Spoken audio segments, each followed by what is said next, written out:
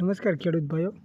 તો શેણા છે મિત્રો, તે તમે જોઈ શકો છો સુકારો તે શેણાની અંદર જરાય દેખાતો નથી। પણ જો શેણામાં જો તમે મિત્રો આ રીતનો પટ આપીને જો શેણાને આપણે વાવેતર કરવામાં આવે તો મિત્રો શેણામાં છે સુકારો ઉત્સુક રોગ છે તે બિલકુલ આવતો નથી। એનું કારણ છે આપણે ખેડૂતો જે ખેડૂતો હોય છે, આપણે વાવતી સમયે આપણે ફૂગનાશક દવાનો પટ આપીએ છીએ અને વાવતી સમયે જ આપણે તરત વાવી દઈએ છીએ, પણ તો ખરેખર એવું ન કરવું જોઈએ। કારણ કે મિત્રો જે શેણાની જે પટ આપવાની દવા આવે છે તે સિસ્ટમિક રીતે દવા આવે છે, જે અંદર ઉતરીને પણ અંકુરણમાં ભળી જતી હોય છે અને છોડમાં ભળી જતી હોય છે। તો મિત્રો શેણાને છે તો મિત્રો બીજ ઉપચાર છે આપણે અગાઉ 12 કલાક પહેલાં કરી દેવો જોઈએ, જેથી કરીને શેણાની અંદર દવા ઉતરી અને જેનું અંકુરણ છે તેમાં એને ઉતરી જાય છે અને મિત્રો તે શેણો ઉગે છે ત્યારે તેની સાથે સાથે દવા પણ સિસ્ટમિક રીતે છોડની અંદર પણ ફેલાઈ જાય છે અને જે જમીનની અંદર ફૂગ હોય તેની સામે તેનું રક્ષણ આપતી હોય છે। જે છોડની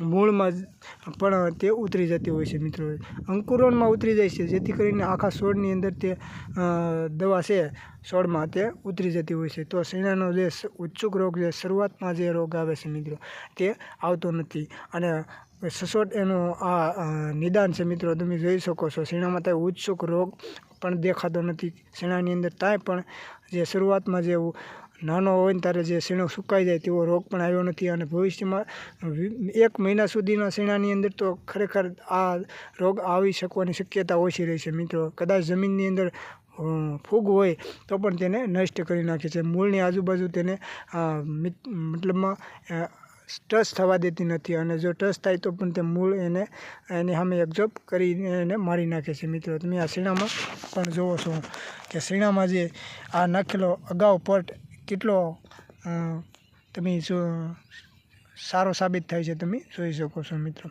તો શેણામાં જે ખરેખર ખેડૂતો તરત આપણે વાવીને પટ આપે તે ન આપવો જોઈએ।